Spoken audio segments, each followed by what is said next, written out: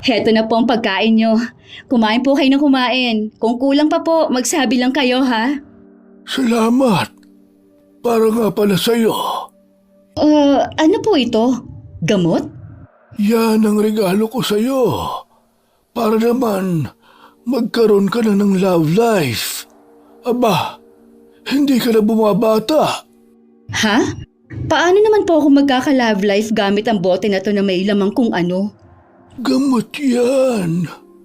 Gamot para mabighani sa'yo si Sir Paeng. Gayuma. Naku, hindi naman po totoo yun. Si Mang Ruben talaga. Ngayon ko lang nalaman na joker po pala kayo, ano? Totoo ang sinabi ko. Magagamit mo yan. Mapapaibig mo ang lalaking iyong gusto.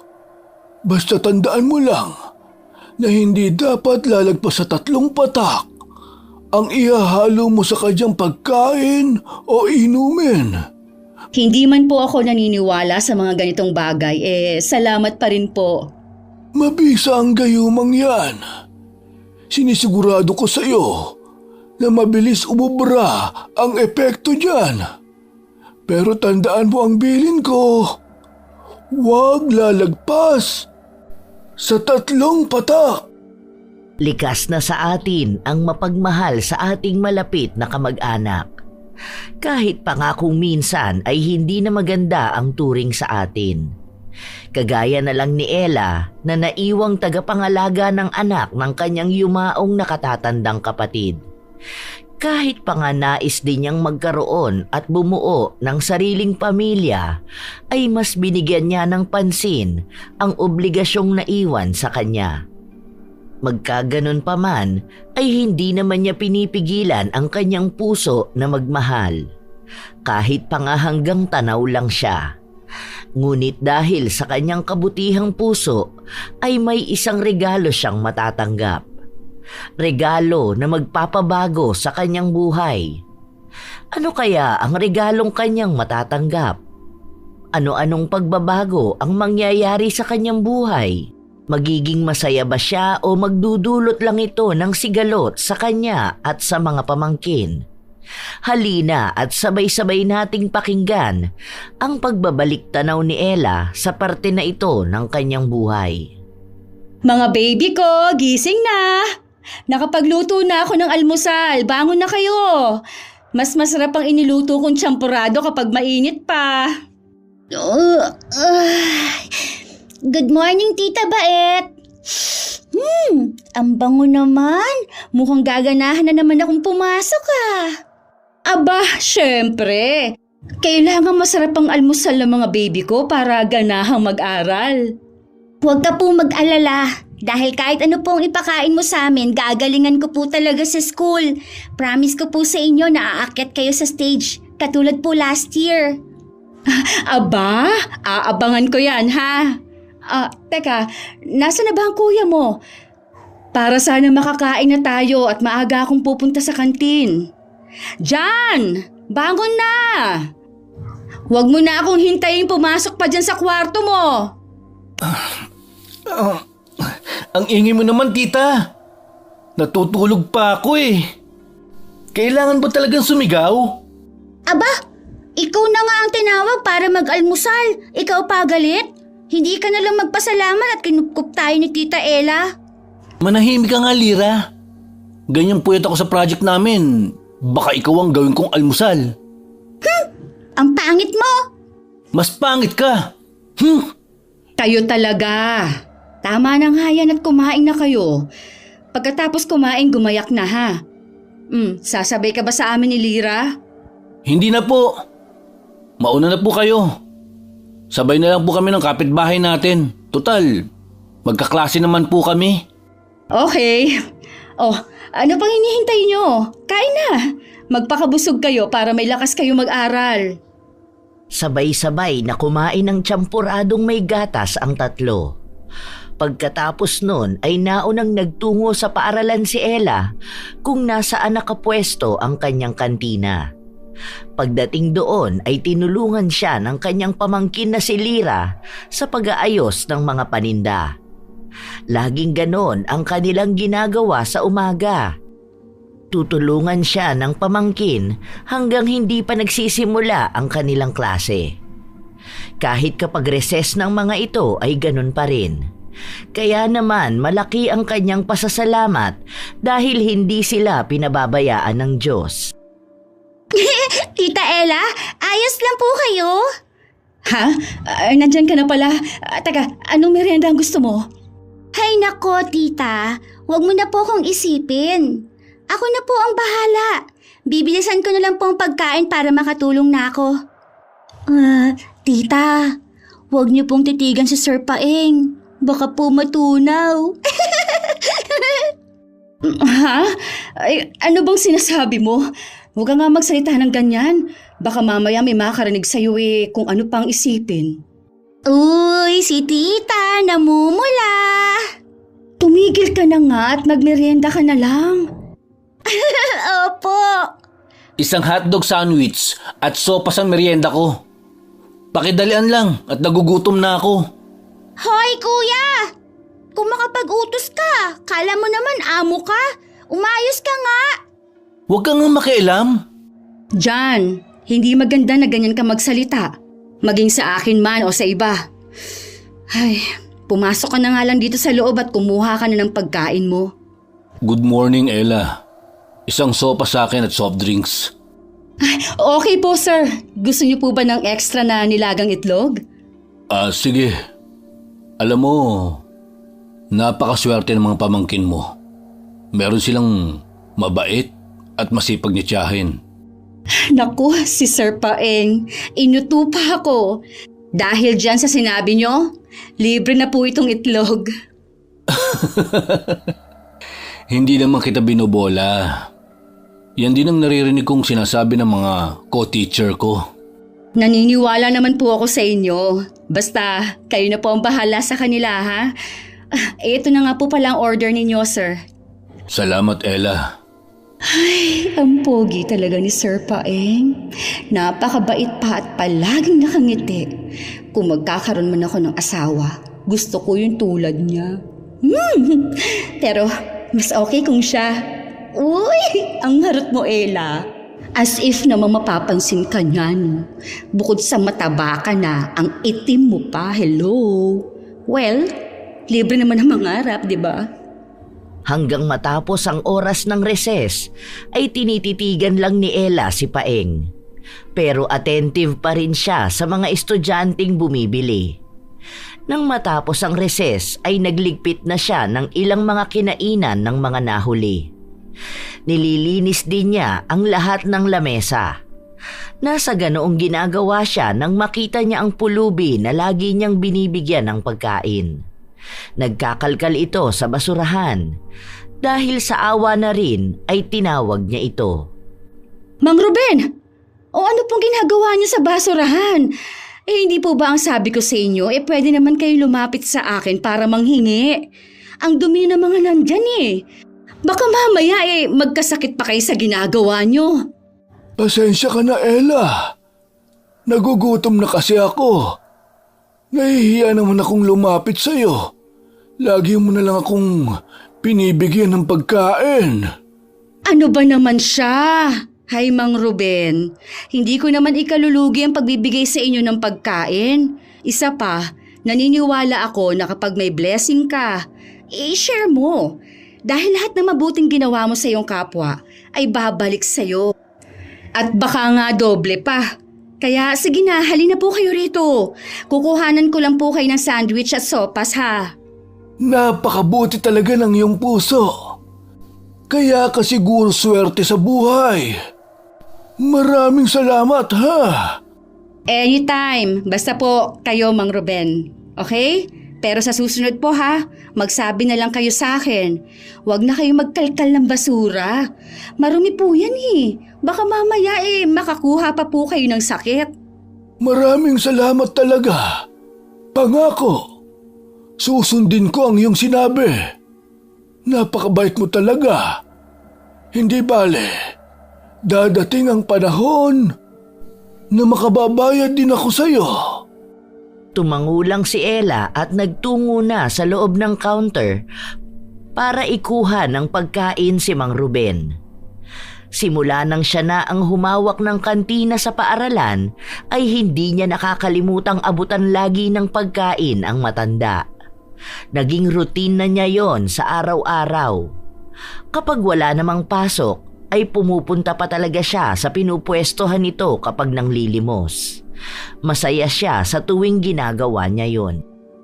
Kuya John, sasabay ka po ba sa amin? Para sana po matulungan mo kami magbitbit ng mga gamit. Ano? Pagbubuhatin mo ako? Ayoko nga. Isa pa, sabay-sabay kami ng mga kaibigan kong uuwi. Kaya nyo na yan. Ang tamad mo talaga. Nakakaya kay Tita Ella. Pinag-aaral ka pero hindi ka man lang makatulong sa mga simpleng bagay. Manahimik ka nga. Hindi naman natin siya pinilit na gawin yun ah. Siya ang bida-bidang nagpresenta. Pwede naman tayo kina Lola. Pero kinuha niya tayo. Kaya hayaan mo siya. Nakakainis ka! Oh, ano na naman ang pinagtatalunan nyo? Si Kuya po kasi. Sumbungera. Mauna na ako sa inyo. At baka maiwan pa ako ng mga kaibigan ko. Diretso uwi ka, ha? Pero hindi na sumagot ang kanyang pamangkin at dali-dali na itong tumakbo. Napapailing na lang si Ella sa inasal ng lalaking pamangkin. Magkaganon pa man ay hindi niya naman ito nagawang pagalitan sapagkat ayaw niyang mas lalong mapalayo ang loob nito sa kanya.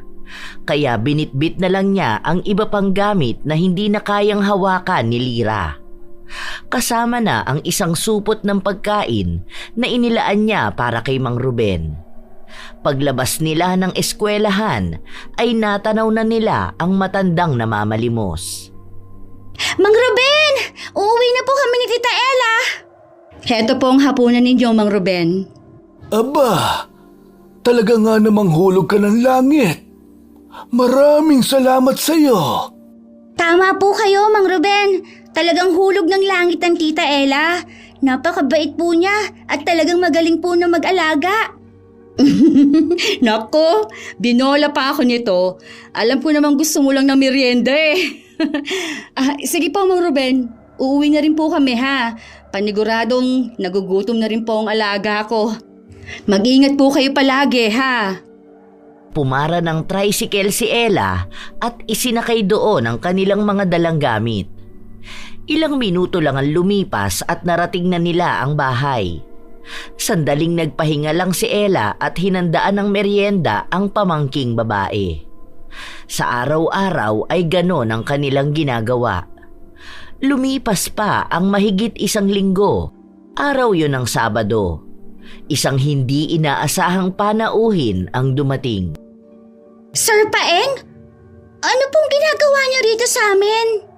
Nandyan bang Tita Ella nyo? Gusto ko sana siyang makausap. Sandali lang po at tatawagin ko. Pasok po muna kayo at maupo. Gusto niyo po ba ng juice? Masarap po magtimpla ng juice ang tita ko. Sige. Wait lang po sir ha, tatawagin ko na po si tita.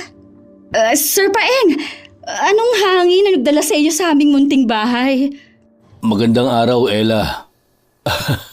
Hangin talaga. Pero gusto sana kitang makausap tungkol kay Jan. Kay Jan? May ginawa po bang mali ang pamangkin ko? Ay nako, nakakahiya naman. Wala. Wala siyang nagawang mali. Gusto ko lang sana siya na ipagpaalam kung papayag kang isali ko siya sa basketball team. Para na rin sa paghahanda sa pagka-college niya. May kaibigan kasi ako na nagtatrabaho sa isang university. Siya ang may hawak ng sports. At nabanggit niya sa akin na pwedeng makakuha ng scholarship ang mga miyembro nun. Makakatulong din yun sa inyo. Ay, yun ba? Naku, wala namang problema sa akin, Sir Paeng. Basta gusto niya ayos na rin po sa akin. Napakapalad na bata. At ikaw ang naging tiyahin niya. Sir, magmerienda po muna kayo. Salamat. Nag-abala ka pa. Naku, wala po yan. Kayo pa nga po ang nagpunta rito at inalok kami ng magandang oportunidad. Kaya salamat po. Maiksi man ang kanilang naging pag-uusap, ay hindi maikakaila ni Ella na mas lalo niyang nagugustuhan ang guro. Hindi lang dahil sa matagal na niya itong iniibig, kundi dahil na rin sa nakikita niyang pagmamahal nito sa kanyang panganay na pamangkin na si Jan. Simula ng araw na yon ay madalas nang magkasama sina Paeng at Jan. Hindi tuloy mapigil ni Ella ang mas ibigin nito. Oh, kumain na kayo. Masarap ang niluto ko.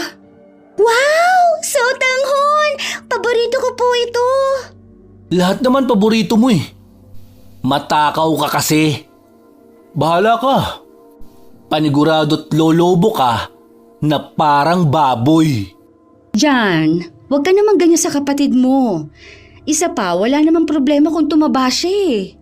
Nasasabi mo lang yan dahil sa mataba ka rin. Kuya! Ang bastos ng bibig mo! Jan, ganyan bang itinuro ko sa iyong asal?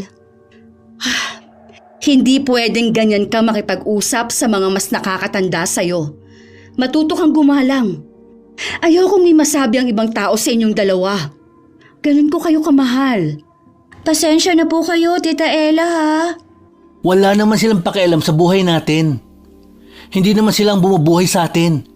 Hindi rin sila nagbibigay ng pambili natin ng pagkain. Kahit na. Bilang tumatayong magulang niyong dalawa, hindi ka tanggap-tanggap na makarinig ako ng ganung bagay sa iba. May nakapagsabi rin sa akin na ikinakahiya mo ko dyan. Totoo ba? Wala naman akong sinasabi na ikinahihiya kita. Ang sabi ko lang, mataba ka na talaga kahit noon pa. Nagsabi lang naman ako ng totoo. Kuya naman! Hindi ka dapat nagsasalita ng ganun tungkol kay Tita Ella. Siya ang bumubuhay at nagpapaaral sa atin. Huwag na lang sanang maulit. Naiintindihan niyo ba ako? Oo na. Opo, Tita. Pasensya na po talaga. Sige na. Kumain na kayo habang mainit pa ang sabaw at hindi pa sinisip-sip ng sotanghon. Malungkot man at nasaktan sa trato sa kanya ng pamangkin, ay pilit pa ring ngumiti si Ella. Batid niya sa kanyang sarili na hanggang ngayon ay hindi pa rin natatanggap ni Jan ang pagkawala ng ina ng mga ito. Kaya naisip niyang mas iintindihin na lang muna niya ang binatang pamangkin. Matapos ang araw na yon ay wala naman ang narinig pang kahit ano ang dalaga. Kaya kahit papaano ay nakakampante siya. At mas tumataas ang kanyang pag-asa na magkakasundo rin sila. Oh, Sir Paeng, napadalaw po kayo. Linggo ngayon ah, may problema po ba kay John? Wala naman. May nais lang ako malaman tungkol sa mga magulang niya. Napapansin ko kasing malungkot siya kapag usapang pamilya na ang napag-uusapan sa team. Ganun po ba? Maupo ho muna kayo. Gusto niyo po ba ng maiinom? Hindi na. Ayos na ako. Ano po ba ang gusto ninyong malaman? Ano ba ang nangyari sa ama at ina ng magkapatid? Gusto kong mas maintindihan ng mga player ko. Namatay ang ama nila sa isang aksidente. Hindi pa naisisilang noon si Lyra. At dahil na rin hindi makakasundo ng ate kong magulang ng asawa niya at masela ng kanyang pagbubuntis, umuwi na lang siya dito sa amin. Wala namang problema sa akin yun eh. Sa totoo lang, napakasaya ko nga na matulungan ng ate ko na mag-alaga sa mga pamangkin ko. Masaya naman kami noon. Sa aksidente pala namatay ang kanyang ama. Kawawang bata. Hindi pala niya nakasama ng matagal ang kanyang ama. Opo, sir. Nang may panganak si Lyra, laging sa akin ay iwan ng mga bata dahil bumalik sa trabaho ang kanilang ina. Pero minala si ate. Hinold up siya at sinaksak. Simula nun, parang lagi nang galit sa mundo si Jan. Nakakalungkot nga naman talaga mawala ng mga magulang ng maaga. Pero swerte pa rin naman sila. At ikaw ang naging tita nila. Maswerte rin naman ako sa kanila. Para akong biglang nagkaroon ng mga anak eh. Bagay na alam kong imposible na magkaroon ako. Huwag mong sabihin yan. Mabait at maalaga ka. Kaya dadating ang panahon, na magkakaroon ka rin ng sariling pamilya.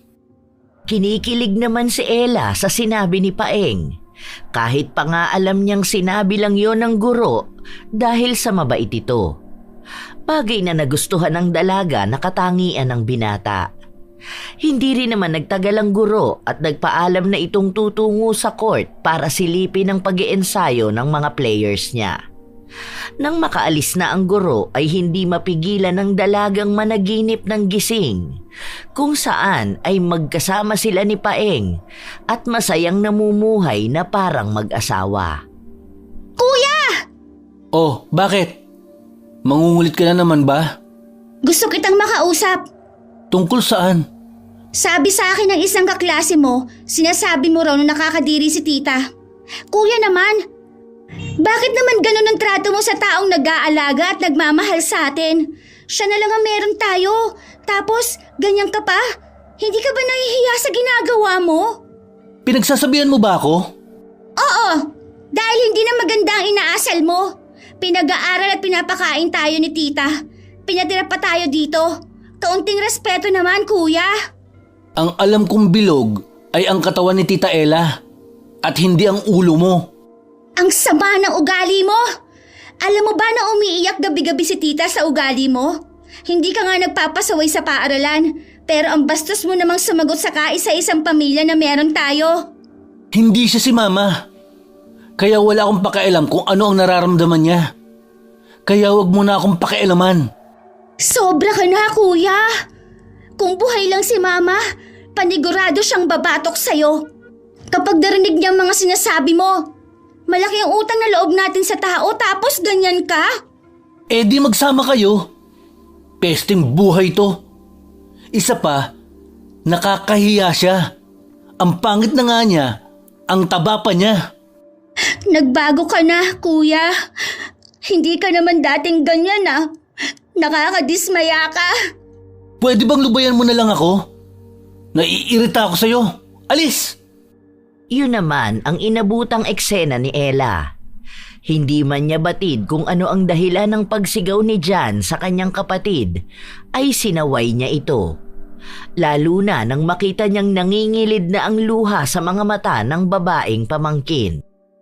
Pagod na pagod pa siya ng mga sandaling yon, kaya hindi niya napigilan ang sarili nang biglang itulak ni Jan si Lyra. Mabilis na lumipad ang kamay ni Ella sa pisngi ni Jan. Dahil doon ay natigilan silang tatlo. Sinampal mo ako? Jan, nabigla lang ako. Sinungaling! Ang sabihin mo, matagal mo na akong gustong saktan. Pangit ka na nga, salbahe ka pa. Hindi totoo yan. Mahal ko kayong magkapatid. Ito ang tandaan mo. Kahit kailan, hindi kita matatanggap na tagapag-alaga namin. Dahil hindi ikaw si Mama. At kahit kailan, hindi ka magiging siya. Kuya, tama na! Magsama kayong dalawa. Jan!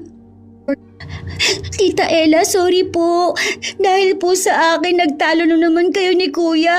Sorry po talaga. Hindi. Wala kang kasalanan. Siguro kulang pa ang ginagawa ko para matanggap ako ng kuya mo. Huwag ka na umiyak. Sorry po talaga. Pahilang niyakap ni Ella ang kanyang pamangking dalagita. Alam niyang nabigla siya sa kanyang naging kilos. Dahil kahit minsan ay hindi naman niya talaga napagbuhatan ng kamay ang mga ito. Dala na rin siguro ng kanyang pagod at stress sa araw-araw. Lalo na at dumodoble kayod siya para sa paghahanda sa pagkokolehiyo ni Jan. Mang Ruben, eto na pong tanghalian niyo. Ay, salamat Ella. Napakabait mo talaga. Oh, bakit parang ang tamblay mo? May problema ba? Ay, wala po ito. Ella, hindi man tayo magkadugo. Pero halatang malalim yang iniisip mo. pwede mo namang ibahagi sa akin ang dalahin mo. Si John po kasi hindi ko na po alam ang gagawin sa kanya. Ginagawa ko naman po ang lahat pero mukhang kulang pa. Natatakot ako na baka hindi na niya ako matanggap. Hindi naman po sana problema yun eh.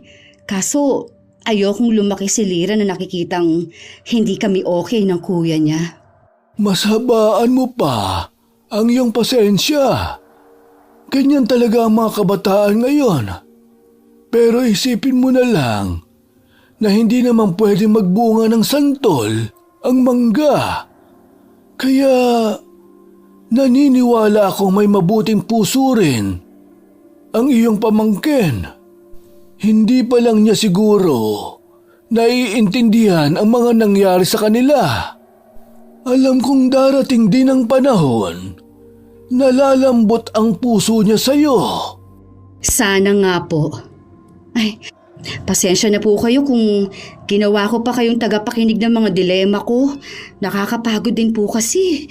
Pero gagawin ko po yung payo ninyo na masahabaan ko pa ho ang pasensya ko. Huwag kang mawalan ng pag-asa. Naniniwala akong mahal ka rin ng iyong pamangkin.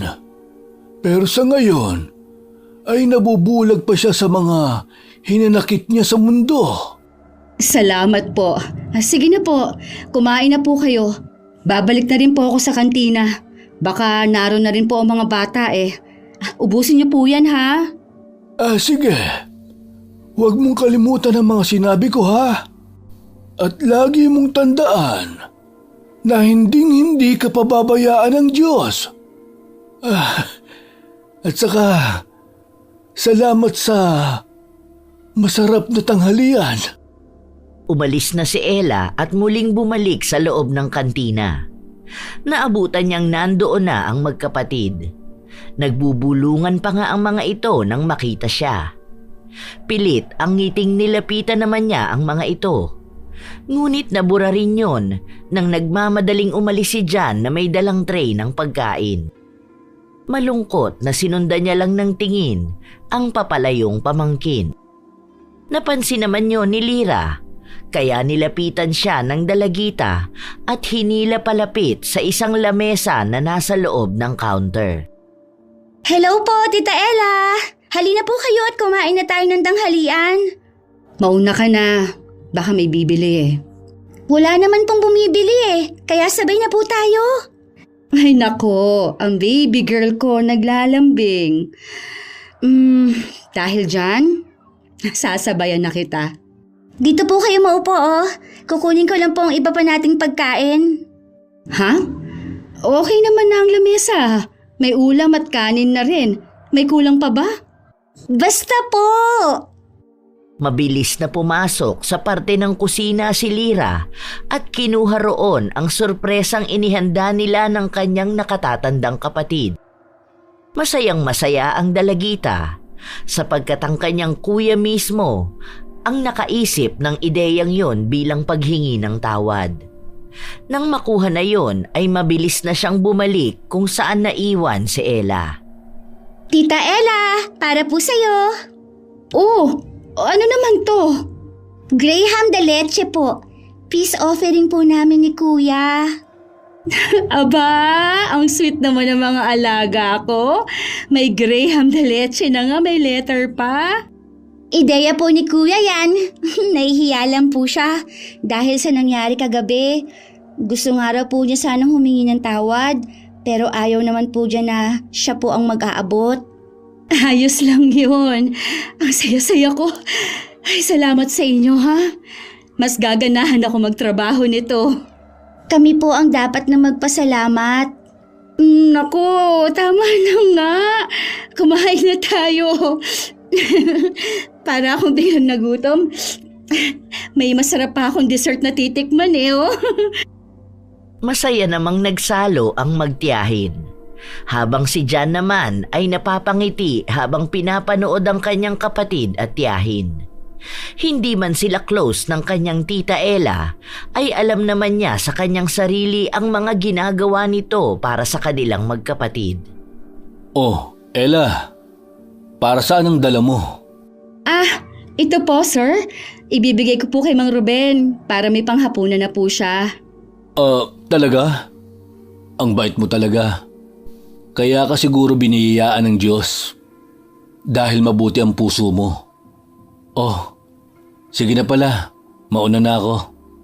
May practice pa ang team eh. Sige po, sir. Ingat po kayo. Ang pogi talaga ni Sir Faing.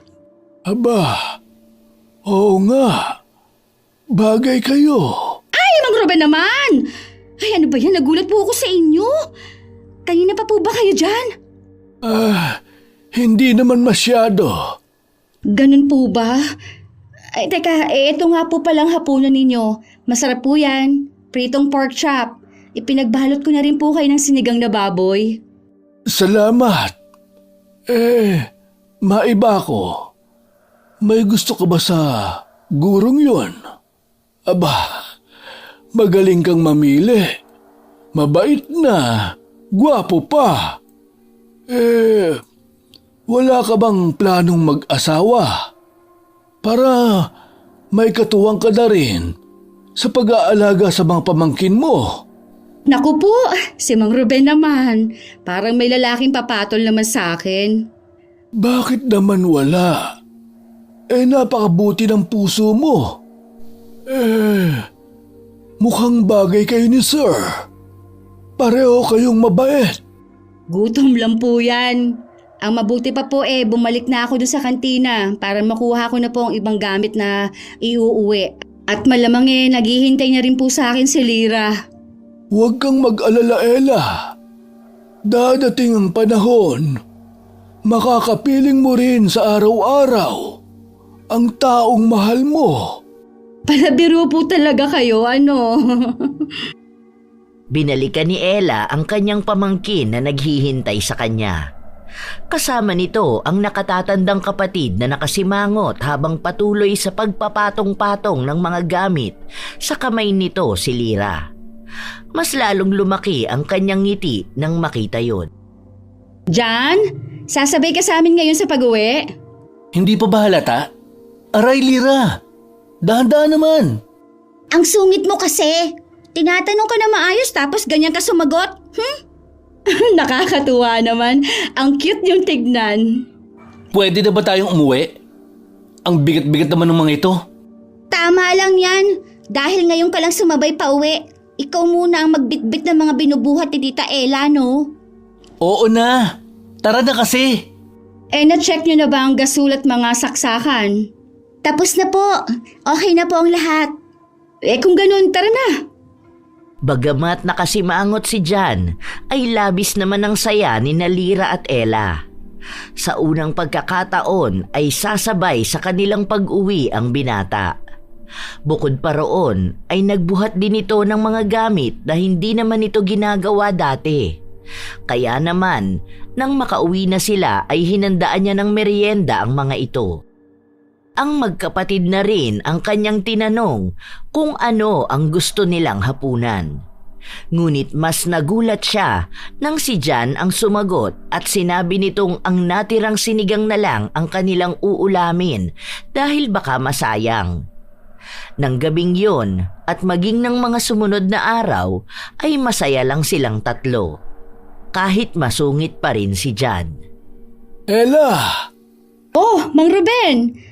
Kayo ko pa po kayo hinihintay Ipagbabalot ko na lang po sana kayo. Pero dahil narito na po kayo maupo na po kayo riyan. Iyahanda ko na lang po ang inyong pagkain. Ay nako, salamat. Gutom na nga ako. Oo nga pala. May naipon na ako. Malapit na akong makabili ng bubong para sa aking barong-barong. Talaga po? Ay mabuti naman.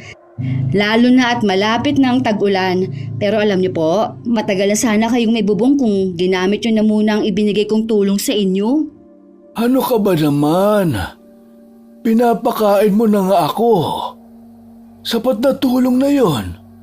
Lalo na at alam kong nag-iipon ka rin para sa iyong mga pamangkin. Kaya wag mo nang alalahanin yon. Ay, may ibibigay nga pala ako sa'yo. Oh, heto na pong pagkain nyo. Kumain po kayo ng kumain ha. Kung kulang pa po magsabi lang kayo. Salamat. Para nga pala sa'yo. Oh, ano po to? Gamot? Yan ang regalo ko sa'yo. Para naman magkaroon ka na ng love life. Aba, hindi ka na bumabata. Ha? Paano naman po ako magkaka-love life gamit ang bote na ito na may lamang kung ano? Gamot yan. Gamot. Para mabighani sa'yo si Sir Paeng. Gayuma, hindi naman po totoo yun. Si Mang Ruben talaga. Ngayon ko lang nalaman na joker po pala kayo, ano? Totoo ang sinabi ko. Magagamit mo yan. Mapapaibig mo ang lalaking gusto mo. Basta tandaan mo lang na hindi dapat lalagpas sa 3 patak ang ihahalo mo sa kanyang pagkain o inumin. Hindi man po ako naniniwala sa mga ganitong bagay, salamat pa rin po. Mabisa ang gayumang yan. Sinisigurado ko sa iyo na mabilis umubra ang epekto niyan. Pero tandaan mo ang bilin ko. Huwag lalagpas sa 3 patak. Natatawang tumango na lang si Ella bago muling bumalik sa likod ng counter. Hanggang sa makauwi siya ng araw na yon ay natatawa pa rin siya sa isiping gayuma ang iniregalo sa kanya ni Mang Ruben. Napapailing pa siyang iniligay na lang yon sa loob ng refrigerator. Matapos yon ay natulog siya ng mahimbing. Tao po? Ella? Nandyan na! Sir! Ay, pasok po kayo! Hinahanap niyo po ba si Jan?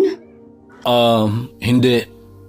Nandito ako para sana kumuha ng photocopy ng birth certificate ni Jan. Irirehistro ko kasi siya sa mga mag-e-exam para sa scholarship. Ganun po ba? Sandali lang po Lira, halika sandali!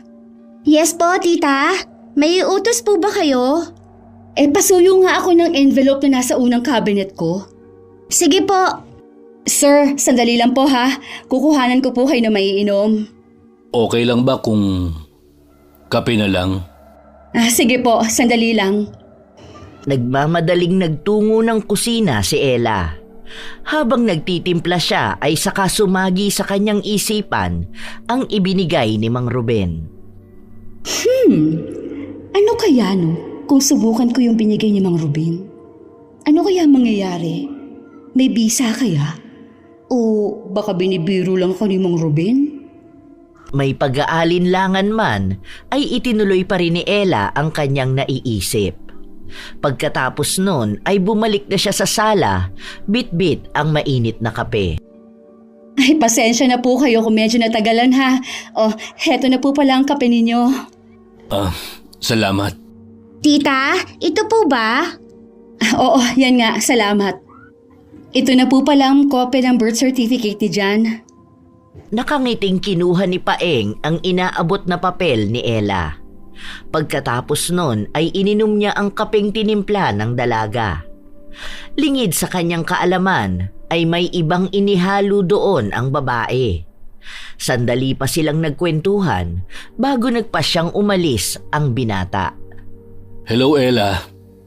Gumaganda ka yata Mukhang may nagpapakilig sa'yo Si Sir naman. Ano po ang order niyo? Ano ba ang masarap? Siyempre, lahat po. Ako pa ba? Alam ko naman yon.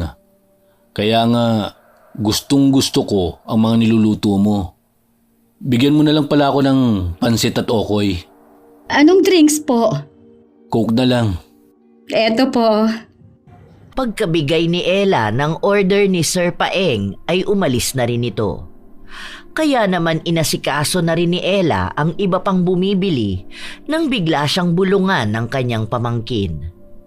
Tita, tignan niyo po si Sir Paeng. Kanina ka pa niya tinititigan. Mukhang magkakaroon na ako ng tito Ang galing naman! Ha? Ano bang sinasabi mo? Huwag ka nga maingay dyan. Baka mamaya niyan may makarinig. Isa pa, hindi siguro ako tinititigan yan. Wala naman siyang dahilan para gawin yun, ano? Ikaw talagang bata ka. Napakamot na lang sa ulo niya si Lyra nang kurutin siya sa tagiliran ni Ella. Habang si Ella naman ay pilit na itinatago ang kilig na kanyang nararamdaman. Pero mas kinilig siya nang mag-uwian na dahil inalok sila ni Paeng na ihahatid sa kanilang bahay. Sa loob ng 1 linggo ay ganoon ang ginagawa ng binatang guro. Minsan pa nga ay sinusundo sila papasok sa paaralan, kaya hindi maaalis ang pagdududa sa 2 pamangkin ng dalaga. Oh, kain lang kayo dyan ha. Marami pa sa kaldero. Kuha lang kayo ng ulam. Okay. Teka nga. Bakit ba parang ang tamlay ninyong dalawa ha? May nangyari ba sa school? Tita Ella? O bakit? May sasabihin ka ba? Tita Ella, kayo na po ba ni Sir Paeng? Araw-araw na po kasi siyang nagpupunta dito eh. Hatid sundo pa po tayo pag may pasok. Ha? Ano ba? Ano ba yung sinasabi mo? Magkaibigan lang kami ni Sir. At isa pa, tinulungan niyang makapasok sa universidad ang kuya mo. Sigurado ka po ba? Oo naman, ano ba kayo? Parang papatulan naman ako ng teacher niyo na yun, no? Napakalayo namin.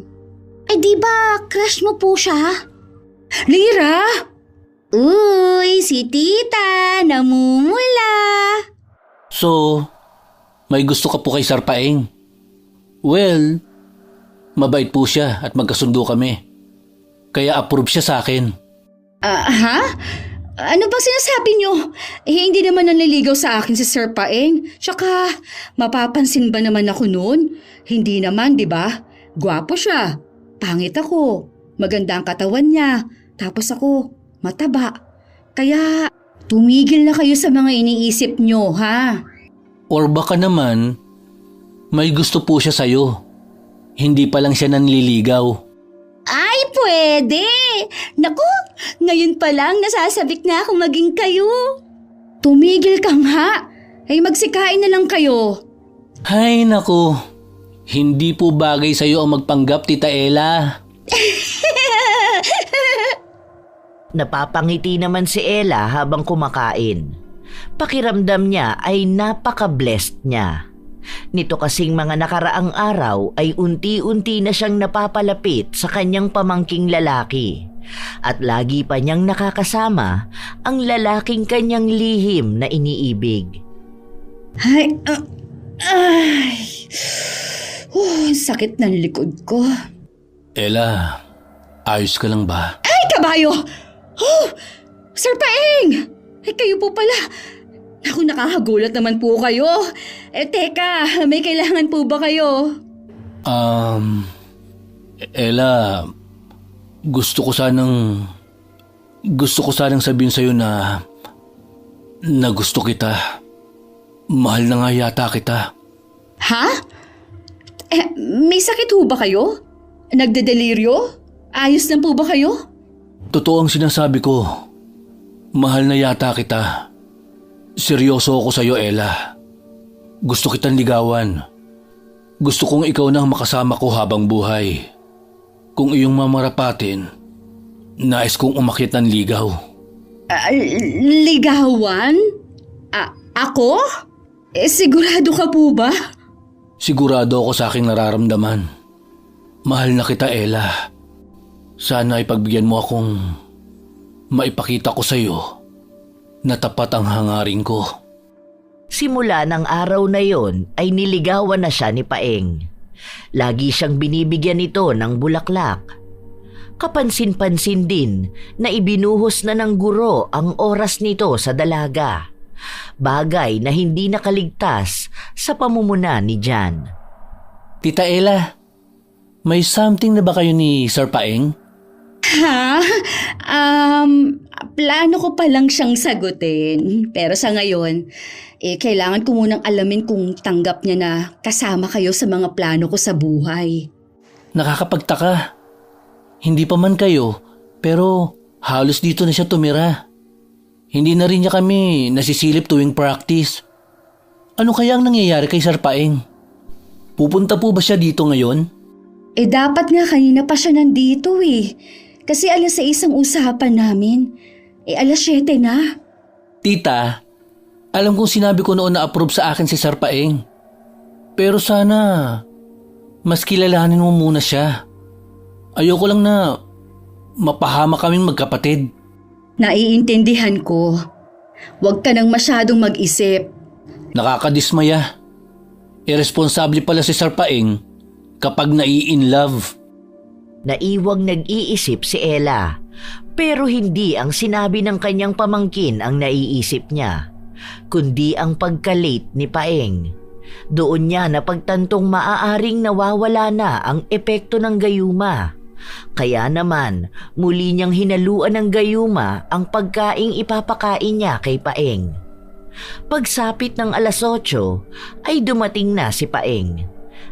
At kagaya ng dati, ipinakain ni Ella ang inihanda niyang pagkain sa lalaking napupusuan. Kasabay ng kanyang pagsagot dito. Ilang buwan din simula nang sinagot niya ang binata nang magdesisyon silang magsama. Lira, nasaan ang kuya mo? Wala pa po, tita. Baka po nasa practice pa ng basketball. Bakit po? Gusto ko sana na sabay na ipaalam sa inyo pero dahil wala siya, di sa'yo ko na lang muna sasabihin. Ang alin po? Well, simula ngayon, makakasama na natin ang inyong Tito Paeng dito sa bahay. Sana okay lang sa inyo. Talaga po? Kailan po kayo magpapakasal? Siyempre, kailangan ko muna mag-ipon. Hindi ba, love? Oo naman. Pakakasalan ko talaga ang tita nyo. Dahil hindi ko kayang mabuhay nang wala siya sa tabi ko. Wow! Basta po ako bridesmaid, ha? Wala nang iba. Ikaw pa ba? Ikaw ang paborito kong pamangkin? Nge, ako lang naman po ang pamangkin mo Nagtatawanan ng tatlo sa sinabi ni Lira. Pero may isang hindi natutuwa sa balitang yon. Walang iba kundi si Jan na nakasilip lang pala sa may bintana. Hindi nito natanggap na basta na lang pinatira ng kanyang tiyahin ang kanilang guro na ngayon ay napalayo na ang loob sa mga players ng hawak nitong team. Simula ng araw na yon ay hindi na siya napirmi sa kanilang bahay, lalo na kapag Sabado at Linggo. Naiinis siya sa tuwing naglalandian ang magkasintahan. Love, ano ba? Nakikiliti ako.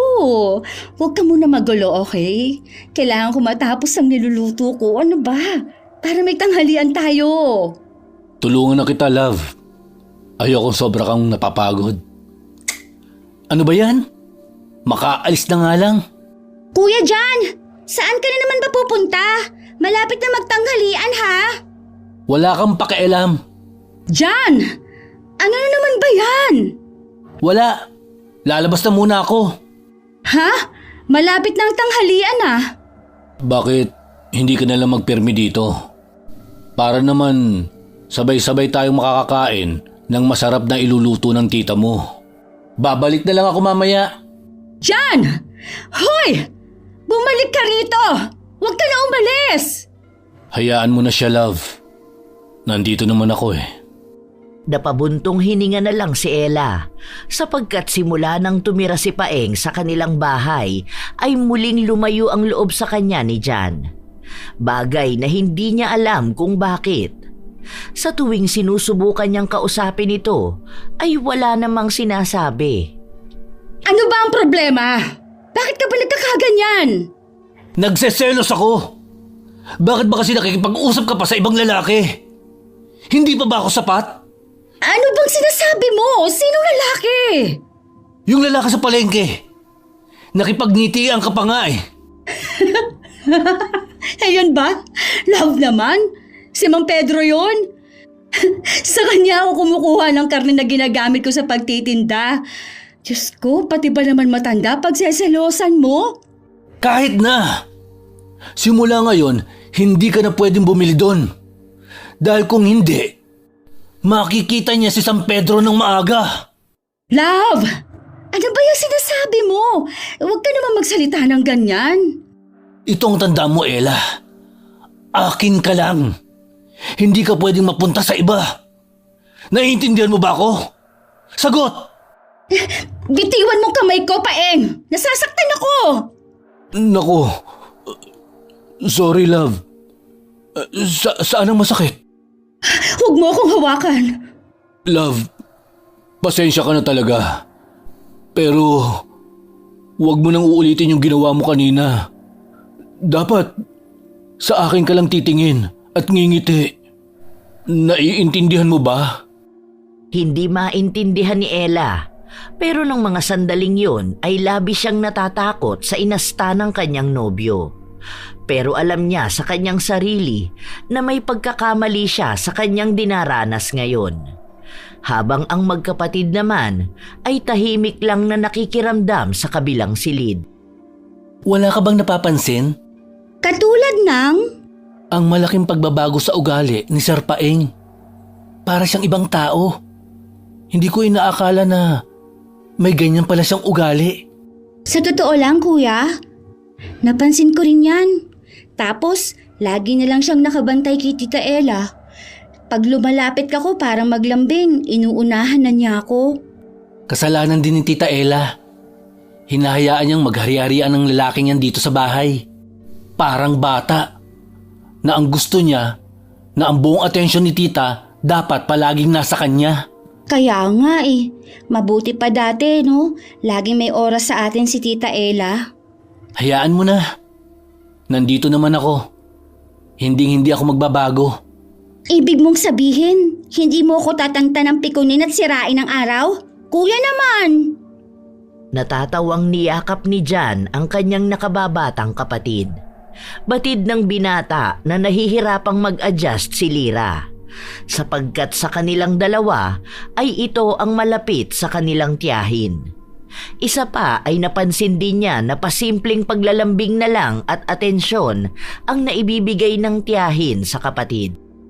Tita Ella? Oh, baby girl, may kailangan ka ba? Tita, may narinig po ako na usap-usapan sa labas. Sabi nila, ginayuma mo lang daw po si Sir Paeng. Ha? Sobra nga akong nagsisisi sa ginawa ko eh. Kung alam ko lang na magiging ganito, hindi ko na sana ginawa. Ano po ang ibig niyong sabihin? Totoo ang sinasabi ng iba na ginayuma ko lang si Sir Paeng ninyo. Ano po? Hindi ko naman kasi alam na totoo ang gayumang binigay sa akin ni Mang Ruben eh. Sinubukan ko lang naman. Malay ko ba na effective pala? Aha? Ano? Pumasok ka na muna sa kwarto. Mag-uusap na muna kami ni Tita. Pero kuya! Gawin mo na lang. Ha? Ano po ba talaga ang plano mo, Tita Ella? Alam ko na malaki ang pagkakamali ko, kaya huwag kang mag-alala. Naghahanap ako ng lunas. Gusto ko na rin bumalik tayo sa dati eh. Yung masaya, hindi yung ganito. Mas mahalaga kayo sa akin. Kaya panahon na para putulin ang kabaliwan ko. Sige po, tutulong po ako sa paghahanap ng lunas. Kung si Mang Ruben ang nagbigay, baka alam niya rin po ang pampawala ng bisa. Oo nga no, ayun tanga ko talaga. Ilang araw na ako naghahanap, hindi malang sumagi sa isip ko si Mang Ruben. Matapos ang pag-uusap ng magtiyahin, ay sinimula na ni Jan ang pagkausap kay Mang Ruben. Ngunit bigo ang binata. Hanggang sa mabalitaan niyang nasagasaan ng matanda at isinugod sa ospital. Kaya naman dali-dali siyang bumalik sa kanilang bahay para maipaalam sa kanyang tiyahin ang nasagap na balita. Kasalanan mo to. Ikaw ang dahilan kung bakit ko siya pinatay. Ano bang sinasabi mo na naman? Tama na po. Ikaw, tama. Ikaw nga ang laging kasama ni Ella. Ikaw siguro ang dahilan kung bakit ako niloloko ni Ella. Wag! Huwag mo hahawakan ang pamangkin ko kung hindi magkakamatayan tayo! Tumigil ka na! Hindi mo ako totoo mahal. Ginayuma lang kita. Wala akong pakialam. Ang gusto ko, akin ka lang. Kaya hindi ka pwedeng mawala sa akin. Sir Paeng, huwag mong sasaktan ng kapatid at tita ko. Isa ka pa! Ah! Sa paglapit ni Paeng kay Jan, ay binigwasan niya ito na naging dahilan para mawala ng malay ang lalaki. Sa pagbagsak nito ay itinali nila ang guro. Nang matapos yun ay doon na lang sinabi ni Jan ang nalamang balita. Kaya naman dali-daling pinuntahan ni na Ella at Lyra ang matandang pulubi. Habang si Jan naman ay naiwan sa bahay para bantayan ang gurong nawala ng malay matapos niyang ma-uppercut. Ella, paano mong nalamang nandito ako? Hinahanap po talaga kita. Nabalitaan po ni Jan na nasagasaan daw po kayo. Oo, kilala ko ang gumawa nito. Pero wala akong plano na magsampa ng kaso. Sino po ang gumawa nito sa inyo? Si Sir Paeng. Ako po ba ang dahilan? Sa palagay ko, may nalabag ka sa bilin ko. Kaya siya nagkaganon. Tama ba ako? Tama po kayo. Dahil sa tuwing napapansin ko ang panglalamig niya, ginagamit ko ang binigay ninyo. Nakita mo na ba ang epekto? Ano na ang plano mo? Gusto ko na po matanggal ang bisa ng gayuma. Kaya niya po ba? Natatakot na rin po kasi ako eh. Kanina po, para na siyang baliw. Muntik pa niya kami saktan ng pamangkin ko. Sige, ganito ang gawin mo. Kung may natira pa sa ibinigay ko sa'yo, haluan mo yun ng asin at kalamansi. Pagkatapos, ihalo mo sa isang timbang tubig. Yun ang ipaligo mo kay Sir Paeng. Nang makauwi na ay ginawa na nga ni Ella ang sinabi nito. Gising na rin si Paeng at nagpupumiglas sa pagkakatali. Sigaw din ito ng sigaw, kaya naman mas minadali niya ang pagpapaligo rito. Ilang sandali pa ay bigla na lang natauhan si Paeng. Inilibot niya ang kanyang paningin. Anong ginagawa ko rito? Bakit ako nakatali? Ano bang nangyayari? Okay ka na ba talaga? Ha? Ano bang sinasabi mo? Ang alam ko lang, nag-aasikaso ako ng mga papeles ni Jan para makapasok siya sa university. Wala po kayong ibang naaalala? Tita, mukhang tumalab na nga po ah. Sir Paeng, magpapaliwanag ako. Ang totoo niyan, ginayuma kita. Matagal na rin kasi kitang gusto, pero alam ko naman na hindi mo ako mapapansin. Ano? Ginayuma? Totoo ba? Hindi totoo yun. Pero yun ang totoo. Nagsama tayo dito sa amin. Kaya sobrang humihingi ako sa iyo ng tawad. Totoo ba? Paano mo nagawa sa akin yun, Ella? Sorry. Napapailing na tumayo si Paeng at iniwan ang tatlo. Habang si Ella naman ay nahihiya at naiiyak sa kanyang nagawang pagkakamali. Tanggap na niya kung hindi man siya mapatawad ni Paeng. Simula ng araw na yon, iniwasan na ni Ella ang binatang guro. Ngunit sa hindi inaasahang pangyayari ay nilapitan siya ni Paeng at nagtapat ito ng kanyang nararamdaman. Inamin nito na matagal na niyang gusto ang dalagang tindera. Hindi dahil sa itsura niya, kundi dahil sa mabuti nitong puso. Pero nag-aalangan siya dahil na rin sa nangyari noong nakaraan. Pero nangako si Paeng na dadahan-dahanin nila at handa siyang maghintay kung kailan handa na ang dalaga. Habang ang magkapatid naman ay naniwala kaagad sa sinabi ng binatang guro. Simula ng araw na yon ay tinotoo nga ni Paeng ang kanyang sinabi.